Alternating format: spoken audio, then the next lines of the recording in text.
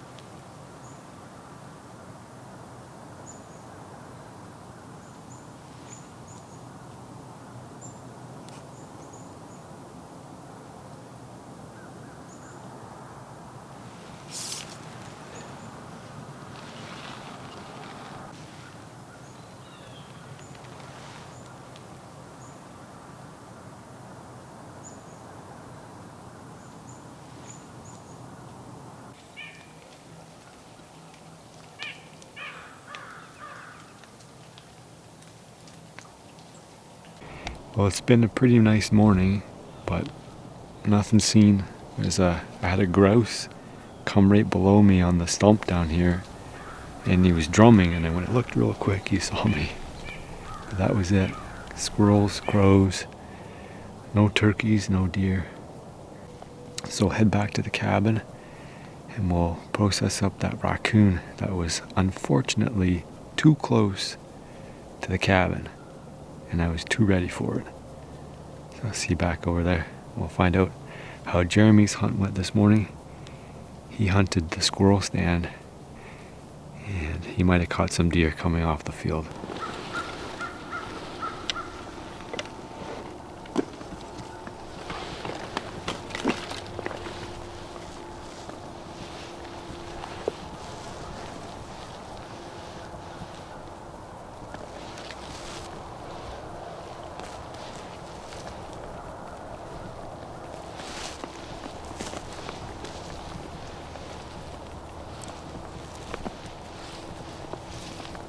Probably come back here and do a crow set. There's crows all over here, so, and there's standing soybean. Once all those other fields get taken down, there's a cornfield over here, which I think the deer are hiding in. The cornfields ruin everything here until they're taken down, and then the deer have to stay in the woods. Until then, they just stay in the corn all day long. But where Jeremy's hunting, they're taking that corn down too. So I'm just gonna go for a little walk. So let's do a little bit of exploring on a morning hunt, because then I can see if there's any sign here. Looking for some fresh tracks. It's hard to scout in the middle of the season because you don't want to be bumping the deer around. but when you're not seeing the deer, it doesn't really matter all that much. There's another stand here that Jeremy could sit in and hunt over these beans. But times that I've night hunted here, when I walk out into this field, I haven't seen any deer. So I haven't really encouraged Jeremy to hunt here. He's hunting over cut corn now, almost cut corn. They're taking some more rows off now. There's a couple of spots the deer like to go in through this little corner here, so where my stand is, sometimes you can't see them. There's a couple little trails here. There's some deer tracks in here. So they're here. Not a ton of tracks. Yeah, there's a couple more here. Anyway, I'll go a little explore and see what I see. Here's a funny little scrape, only because, well, the licking branch is farther over here, but there's a really pronounced deer trail coming through here, and that's a big track. Big track here. And then another big track here. And that deer's been standing here a lot and kicking the dirt up here, making that scrape. But it's coming from the cornfield over here and then winding through. I have a tree stand over here, but it overlooks the grassy area. But they're not going through the grassy area. They're just going from the corn here, and then they're going back toward over here where my stand is over on the other side. So over here might be a nice corridor to pick a deer off. And I know they bed over here in the grass. Well, we got a guest here. Mark and his little girl dropped in. They're just from the farm down the road. And it looks like Jeremy's busy working on some walnuts. I got a squirrel here at the cabin when I got back. Yeah? What color? Black one. I shot him in a stump. Into a stump? In a stump. There's a whole story. I'll have to go to my video and get the deets on that. Well, that's a rip. Yeah, you gotta watch a one Wildcrafter video. Boring. And I just have a new and improved walnut husking method that's gonna save my thumbs. And it turns out to be like 2 or 3 times faster than hand husking them. So, making good progress on walnuts. I saw a coyote this morning. Did you shoot it? No, passed behind me in the stand at a trot. And I just kind of turned over, looked over my shoulder in time to see his big fluffy tail go by.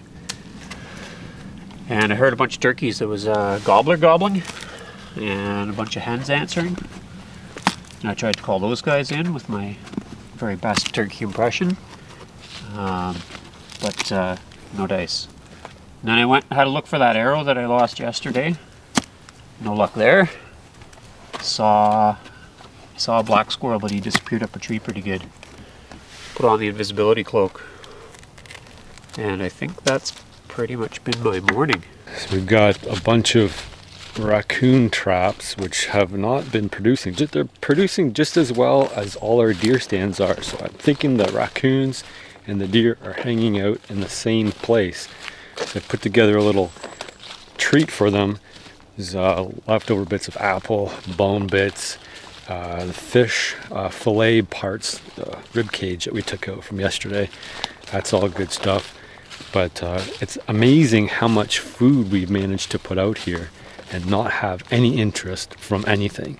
But this is almost, well, it's a season of abundance for here with all the crops that are getting pulled off. The animals here are making use of it while they can. They're fattening up on the corn and the soybeans before it gets all tilled under, and then they have to rely on, well, whatever they can find. I'm going to show off our advanced trap, show how much food is going into this thing. It's amazing, literally amazing how much stuff we have in there. You see all the feathers, we've got squirrel tails, we've got guts. So anybody who's mentioned that we should use bait, or we should use our refuse for bait to trap animals, that's not even guaranteed. So I'm going to throw another bunch of food in there, and I'm probably going to continue to leave this trap here until it gets set off. Maybe we'll get a coyote come in here, because there's tons and tons of coyotes. Even Jeremy saw one this morning.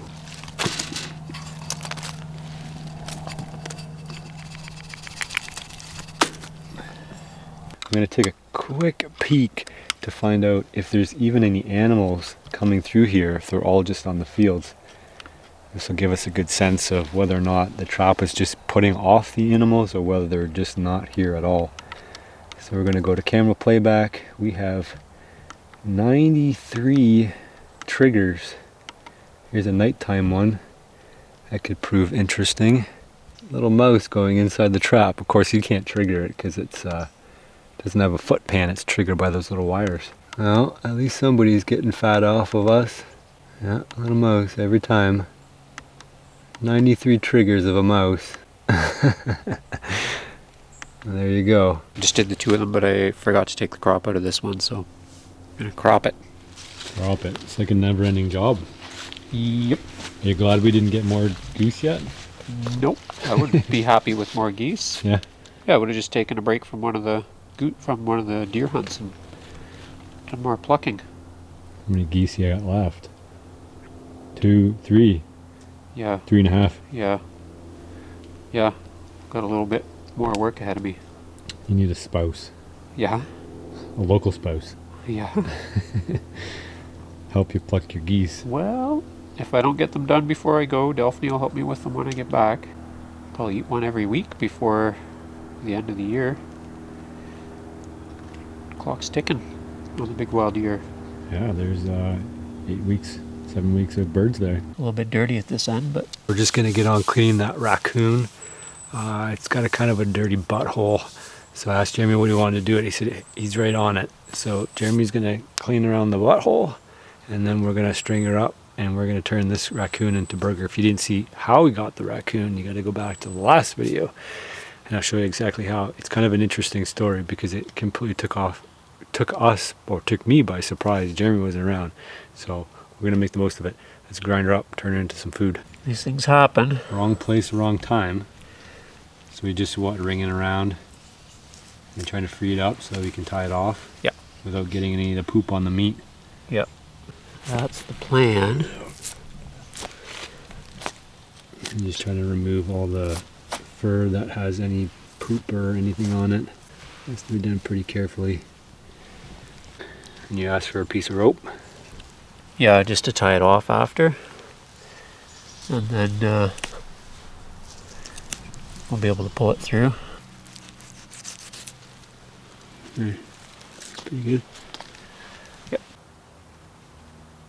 Black squirrel. Quick, he's going. He's gonna cross the path in 10 yards. See him? He hasn't come out yet. He's trapped it. There he goes. He's up. On the hill. Oh, yeah. On the trail now.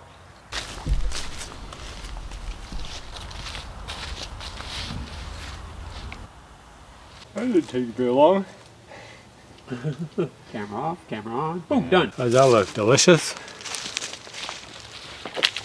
And it's amazing how greasy these guys get when they warm up. So that's a big job done. It's on camera it took what, like a minute or two. In real life it took an hour, probably over an hour, and a lot of the urine, it had a full bladder, the fullest bladder I've ever seen in my entire life on an animal. Like, take a piss, would you? Like, what are you carrying all the anyway? It was not good smelling. So I ended up trimming like a ton of the fat off, threw that down by the advanced trap. Jeremy's got obviously a ton of work left to do. He's got 1, 2, 3, 4 done, 3 left to go, and he's still got a couple squirrels to go as well. He's making a pillow. I think I showed you guys the other day. Were you collecting some feathers for the pillow? Yeah. So it's got nice down. yeah, so that's the down underneath. Oh, it is soft. Super soft. Yeah, so underneath, if I could show you on this one, there's like a rough feather, and then below that is the down. So if you buy yourself a goose down jacket, that's what you're getting, supposedly. Sometimes they fake it, right? Well, it's not wild goose. No, it's domestic goose. You're getting like the white geese from the farm. Yeah. We got a squeaky door. You guys hear that? All right, so now we need to figure out what we're gonna do. We've got a kind of a gap in the middle of the day here. where the deer aren't moving and the turkeys aren't really moving. So I made some wild rice kind of while I was waiting. So that's ready to go. I mean, in a perfect world, we'd be sitting down and eating raccoon burger, but there's nobody back at camp to do processing for us. But we do have leftover geese. So I think, or a leftover goose, I should say, from a couple days ago. So we'll sit down and pick at that. It's kind of, we added more water in there, brothed it up. It's a little darkened now. Can you guys see that? A little dark, but it'll eat just fine. So we'll combine that with rice and throw some maple syrup on it as well. Get that over here. Throw some maple syrup on it, and we'll sit down, have a little meeting, and we'll decide what we're going to do this afternoon. We have some ideas. We always do. You coming in, Jared? Yep. Yeah, I'm ready for some. Were you waiting for me to tell you can come in? Yeah. Didn't want to interrupt your filming. Yeah, well, I was filming over there, and then he jumped inside. And I'm like, Jerry, you can't do that because I just went from there to here, so they're going to have time warped. Brains all explode. People Like, on the camera, like, fast? how did he do that? Anyway, yeah, sometimes you guys don't see everything that goes into this. Like the hour that Jeremy spends every time he plucks a goose. It's probably over an hour. Do you think it's over an hour? About just under or close to an hour. Yeah, so that's, we got 8 geese. That's 8 hours of plucking. Nobody wants to watch that. Nobody wants Nothing doubling up. Yeah. Yeah, like I'll take a goose and sit for deer and just pluck in the ground blind and get one done while there's nothing going on around me. All right, we're digging in and we're thinking. I'm thinking you guys should buy some adobo spice to keep these projects going. Stock up now for the apocalypse. Yeah, because if you got to eat all this nasty stuff, you're gonna have to put some spice on it. You gonna discount if you order 100 jars? I'll give you something special if you order 100 jars at one time. 1 jar free? Yeah, just let me know you're the guy who did it. I'm doing this backwards. You were supposed to take your stuff first, and then I was going to take the bowl again. Well, you got a plate, I got a plate. Yeah, might as well use a plate. That'll be the first. How's the goose? It's good. Yeah. It's a little bit tough now. It's tough? Well, it's because where it dried out. Did I get you? Nope. Oh. It's all over your camera. A little splashy. It's I think you got to grab the stuff that's sitting in the gravy here. Yeah. That's all fat. Well, it's water and fat. I had water, yeah. Yeah, there's probably 30% of that straight up bear fat. Like I put a lot in here. Yeah. Well, a lot comes out of the goose too, right? That's true, because we did cook the skin and everything. It's pretty blackened. That's the only thing. Like we overcooked it 100%. That's the first time using that stove. Period. Let alone trying to do it overnight. Those crows are calling us out there. I was just listening to them. Yeah. We should go hunt some. All over here. There's so many more around today than there have been for the last 4 days, I think. Yeah, the weather turned really bad the last few days, and everything kind of went away, but it's starting to wake back up again. So who knows if we get... You got me that time. Sorry. You won't be able to get a deer now because you'll smell like goose grease. Wow. I smell like bear and goose grease. Raccoon. And to get the right ratio here because it's going to be a big meal. So as we were talking about earlier, we could sit down and grind our meat. Did I make these jokes last time we did a goose burger? Raccoon burger? Jared didn't catch it. I did, but I just wasn't playing it up. It was a raccoon burger. You don't want to play it up? We do need some ladies here to grind our wild meat. Alright, that's enough. Yeah, so we got the grinder right here. We've got the hand grinder. It's the only way anyone should grind their meat, right, Jeremy? By hand? Yeah. Well, if you got a good quantity, those electric ones are. So you like a power grinder? I like hand grinders are good. Yeah, a hand grinder. You can go through power grinder, like a full body grinder. Yeah. I've never seen a full body grinder. I do have an electric attachment. I saw one in a movie recently. To the grinder, a full body grinder. Yeah, somebody got dumped in one. Oh, all right. I don't know what you're watching, but it doesn't sound like it's kid friendly. No. So maple syrup. I don't want to put too much maple syrup on it because I find if I put too much, I don't like the taste anymore. It's like too sweet. Yeah. It's too desserty. That should be the right ratio there. All right, I think we've made up our mind. We're gonna pack this in and we'll see you guys over at the crow field. Squirrels are moving so much now, and Jeremy and I are in the habit of bringing our weapons with us because you never know. There's been black squirrels running up and down here all day long. We had a bait station set up with black walnuts, and we would just leave it off, and then but they weren't going into it. The red squirrels maybe got into it a little bit, and then that was it. Anyway, I'm gonna go do some business. I'm gonna keep my eye out for a squirrel. You sit quietly in the woods, you never know. This is a trick that people used to use a long time ago. They would always have their gun with them because you just never know.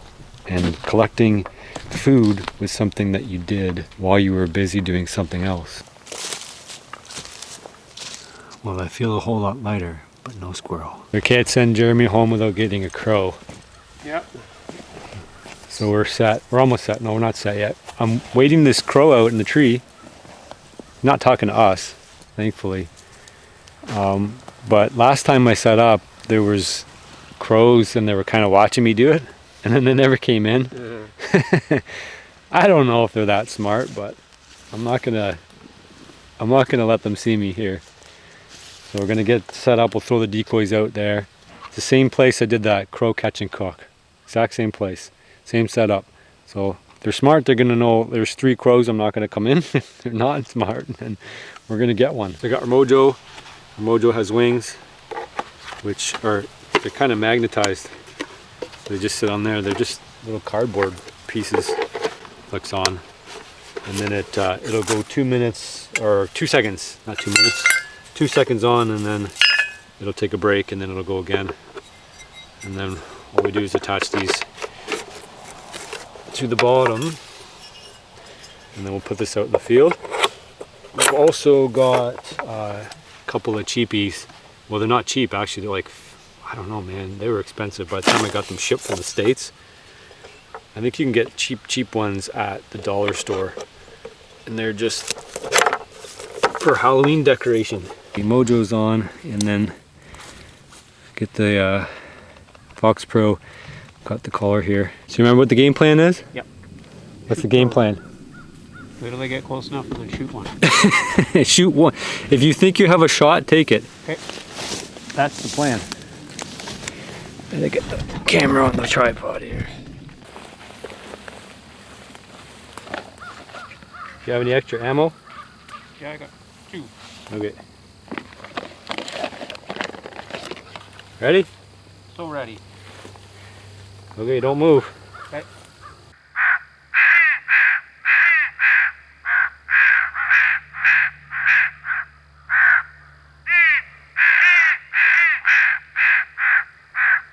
We're competing with another party. I think they know what's going on already, still? Like, I wonder if they just, because I've already done here, they know still. Like, I have crow fight, crow duet, ugly crow, young crow, dying crow. Try the fight. Pick one if you can here, Joe.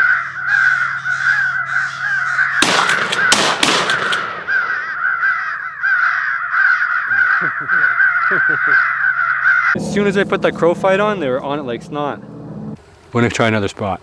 I'll go down to the pond and try there. So this might look like a wild grape bush or shrub. It's actually a vine.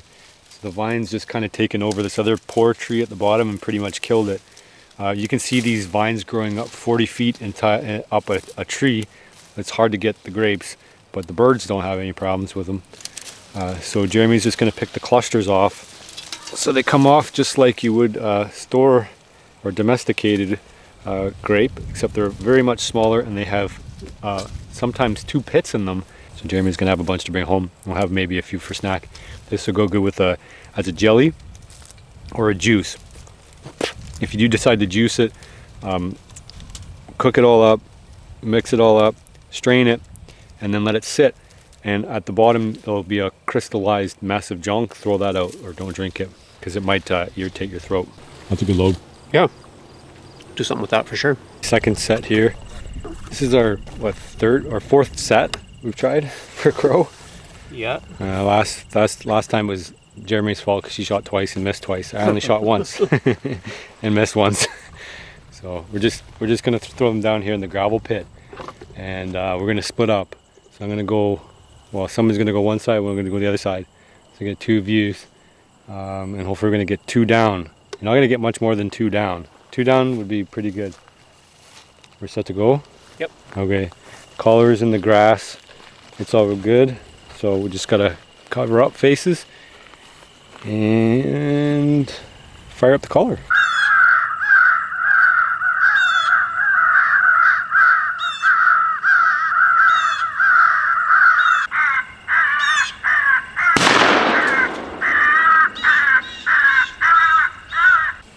Well, I think Jeremy missed. I did give him the best spot though because the sun's right in my eyes. I couldn't even look up to see if there's any crows nearby. Anyway, I can do this again. I wanted him to have some fun. What happened? Missed. You missed? Yeah. How close was it? Close enough to hit, I thought. Really? And you missed it? Well, because they came by like 3 times, right? But they wouldn't come in low. So that last call, was it like a distress call? Dying crow. Dying crow. So the one came in and he was a little more committed, but he was still pretty high up, and I thought, they're not going to get any closer than that. I couldn't see them because of the sun. Oh. I was looking right into the sun. So they would come and circle to the edge of the pit and then go land in the tree. And they just kept doing that over and over, but they didn't want to come close. So, I don't know. Maybe they remembered from the last time you were here. Probably. Guys, we're back in the tree stand. We only got 2 more tries tonight and tomorrow morning. And then that's it for the Wilderness Living Challenge, season number 6. I'm at my sort of not really favorite place to sit, but I normally see deer here fairly regularly. It's a cut soybean field. The reason I don't like sitting here is because it's freaking pouring. I basically have to sit here until the sun drops before I have any hope of a deer coming out in this field. It's freshly cut. There's lots of beans out there still for them to eat, and there's lots of tracks out here. And behind me is a bedding area for the deer. So if they decide they're going to come to this field, they're going to come from behind me, and then they're going to work their way out in this field. I really hope we get something big. That would be a great way to finish off this challenge, but there's nothing guaranteed. So far, I've only had basically 2 indications of a deer at all, at any time. And I haven't seen a deer yet. Jeremy hasn't seen a deer yet. And we've been hunting really hard. So, let's hope it happens today. Let's hope it happens now.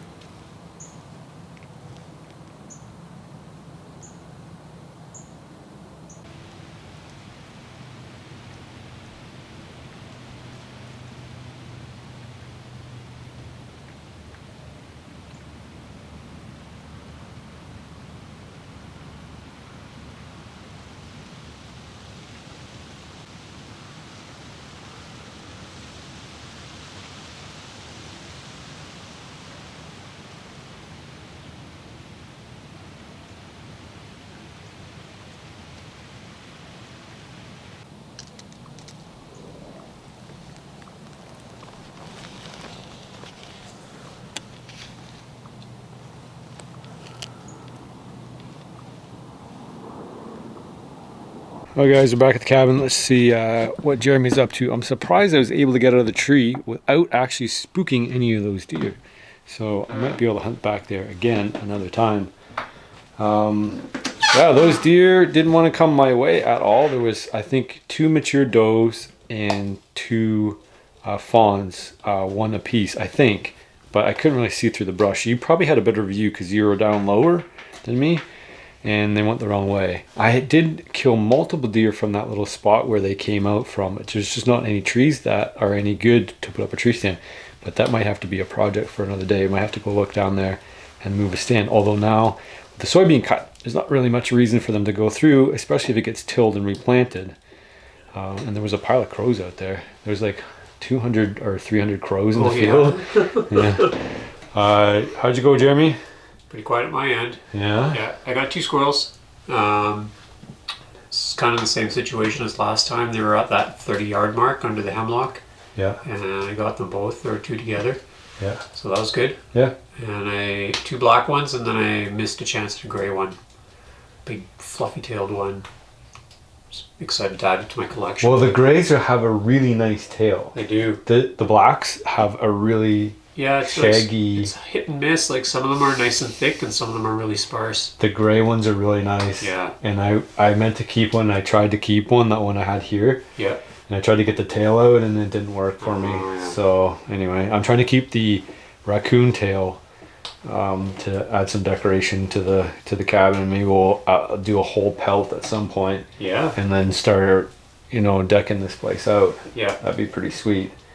So no deer, no turkeys. No. No. I didn't even hear any turkeys. There were lots of crows at my end as well, just like flying overhead over the trees. I thought maybe they would land, but You're gonna try to pick a crow off. I could have picked them off, but they're a little far. Like with a shotgun, I could have, because they flew over my tree stand. oh yeah. So maybe 10, 20 yards above me. But they're really flocking up, so I think that's what's screwing us up, because all the fields are getting cut right now. They're just dropping into the soybeans or the corn or whatever else they want to hit, and then they're just piling on, and they're staying as a group. So our little 2 or 3 decoys, they don't really care too much about. So we got invited back to do some pigeon demolition. So we're gonna head over to the barn real quick and see if we can get a handful or 2. We're back at the barn here. I'm not gonna film here because the lights are all out. Like there's some issues going on with the power out here. So I'm not going to film this. I'm just going to show you exactly how many birds we got right now. 0. That's how many birds we got. 0. They are not here. So back to the cabin we go to eat some coon burgers. What are you guys doing? Your job? Get rid of all the mice.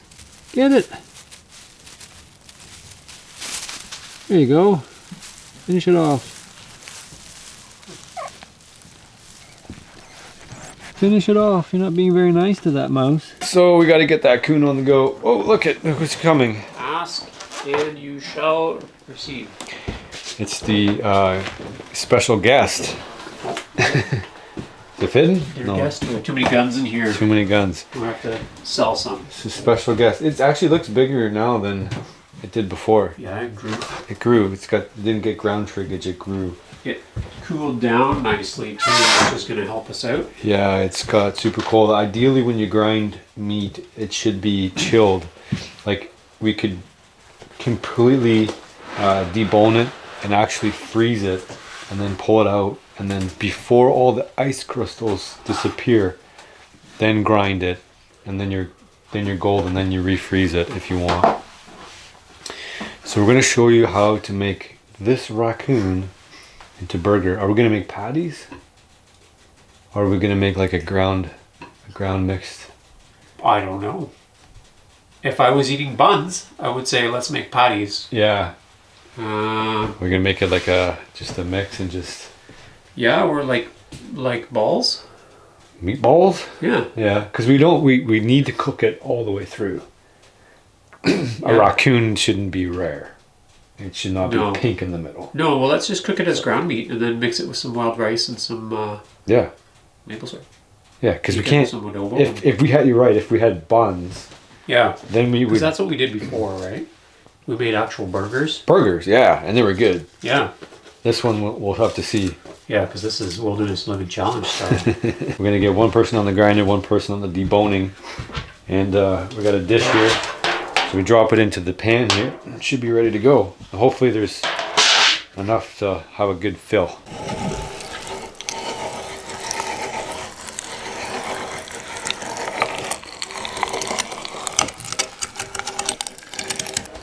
I find that the wild rice doesn't give me as much energy as the other rice. Yeah, as a real carb. Yeah. And same with the acorn. Like the acorn is actually pretty good. It's filling, but I feel like it has to be in combination with the apple, or else you wake up in the middle of the night and you're hungry. Yeah. Like, to me, if I wake up in the middle of the night and I'm hungry, I didn't eat enough calories. Yeah. That day, right? But you've got like a shrew's metabolism. You have to eat, except when you're sleeping. I also move. Yeah. On these challenges. Yeah. And I probably do 2 or 3 times as much filming and running around. That you wouldn't normally do in a day. You'd sit down and actually relax. Whereas, you're not getting ready for the next, thing, or setting the camera up 4 times to do one thing. Yeah. It's like 4 times as much work to do each thing when you're running the camera. Well, that's what I've found too. Like, I thought I'd be getting, I certainly been getting a lot of exercise in this big wild year. But there are days when I don't get my 10,000 steps, right? Because I track everything on my Fitbit. Every day here, I get 10,000 steps. 10,000. Because, we walk out to the stand, we walk back, we walk out and check traps, we walk back. We walk out and set up a hunt. We walk and go fishing, right? You're always on the move. 10,000 is quite a bit of steps. It's like 8 kilometers worth. Yeah, 8 kilometers is a lot of walking. It's a fair bit. It's a fair bit, yeah. The Hadza, I was reading a little bit about them. Like the males average 11 or 14 kilometers a day. Yeah. But they have a fairly small range. Yeah. And a fair bit of their walking is like social visiting with neighboring camps, and so they're not always just looking for food. They're doing other stuff. But they're also very small people. But and we are not. Yeah, their legs are shorter than mine. Even well, the they're old folks, they're under 5 foot, right? The old folks do a lot of walking too. Sure, you can walk. I mean, humans are made for walking. Yeah, we can walk very, very long distances and burn very few calories. Yeah, we're very efficient walkers. But they're a very small person. Yeah. Like they're what, under 100 pounds. So, and with very little body fat, and they don't need the body fat because they're just they also very warm climate. Yeah, I was gonna say they never get cold. But your body fat's way down. From where it was, yeah. So you've lost down like 8%. Like I started at 24 or 25, and I'm down around 17. Yeah, and 17 is probably what I carry, probably around 17 regularly. Yeah.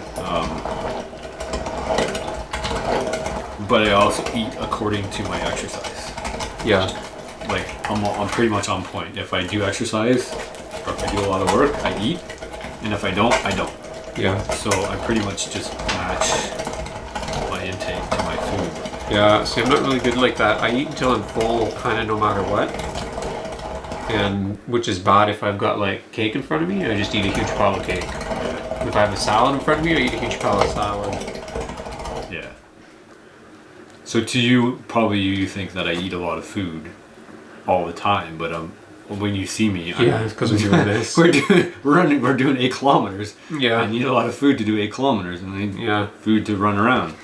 Well, that 8 kilometers doesn't even really count the time that we're just standing still, but we're like, your hands are moving, you're plucking, you're skinning, you're chopping firewood, you're doing whatever. Yeah. No, it's a ton of work. Yeah. And you need a ton of calories to do it. Yeah.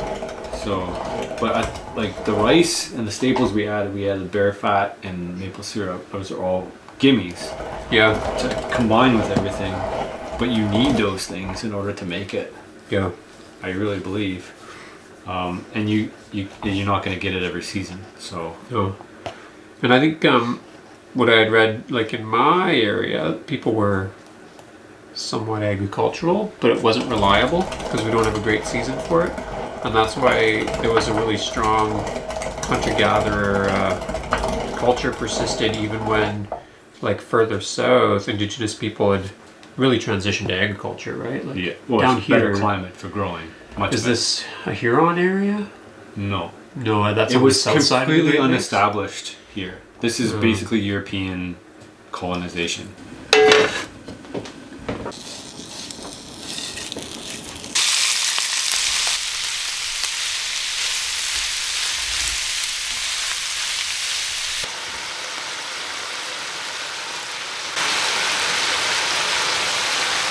Dig in. Shovel her on there. It's like ground pork. Taste like ground pork? Yeah. It should. We're gonna do a poor man's clean on this one. Yeah. Yep. But it wasn't the most ideal raccoon to maybe keep. Yeah. But it's what we got. Yeah. It's what nature gave us. Yeah, we're not going to say no to it. I like the taste. I'm gonna give it a go. Sometimes it's hard to eat an animal the same day that you butcher it too. Always. Well, not always. Not every. Sometimes you get over it. Like a deer, Yeah. fish are easy. Oh yeah, fish are super easy. But Right. deer, I can skin a deer and put it right on the barbecue. Yeah. Deer's fine. Unless you gut shot it and then maybe you want to think about it. Maybe. Maybe you want to give it a bit. Because it just stays in the... Yeah. Chickens I've never been excited about. I never want to eat them the same day that I've butchered them. It tastes fine. The raccoony odor dissipates really fast when it sits in your mouth. Yeah. I'm being serious. I'm not just saying that. You probably don't smell it. Because your nose is always kind of stuffy. I smell it a little bit. A little bit. So that's, you know, it's strong. It's there. Mm-hmm. Mm-hmm. It's very greasy. Mm-hmm. It's very fatty. That's alright. Mm-hmm. It's not as bad as I thought it was going to be. No. Like cooking, like I knew it was going to be, like we've had raccoon before. Even earlier in this challenge, it was just that other one was a younger raccoon. Mm-hmm. I think ideally you probably want to target younger raccoons rather than the old mature ones, right? Mm-hmm. Hello. Look who's here. You have to go right there to be in the frame. Want to see? Good day. I was just gonna sign off. Did you steal chairs from somewhere? Cody brought them. She found them on the side of the road. That's funny. Hi, Bean. Bean's here too. Hey, Beaner. Oh, this chair is cold. There, you're all in. Gotta move to the fire 1 inch or 2 inches, otherwise your face is gonna be covered up. Here we People are. are not gonna be able to see what's going on with you. Want to try some raccoon? Did you try raccoon before? Tried raccoon the other day.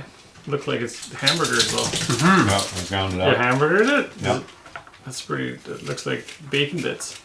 That's Kind how, of. that's how Jeremy likes it. Tastes it like bacon bits? Tastes like ground pork. Or does try it it? tastes like roast beef? Sure, I'll have a spoon. I got my spoon right here. Look at it. Oh, yeah. It's got chunks on it. Cover it up though. Might as well. With the chunky spoon? Sure. It's chunks on it. It's as clean as you got. You use your fingers if you want.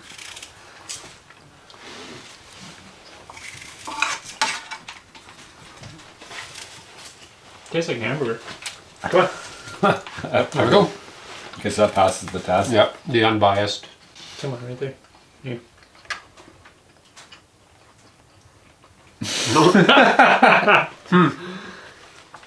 When Bean, the dog, won't eat it, Come on, and Bean. she'll eat anything. No, No, she won't eat anything. because it's cooked. That's weird. Oh, there She's you go. camera shy.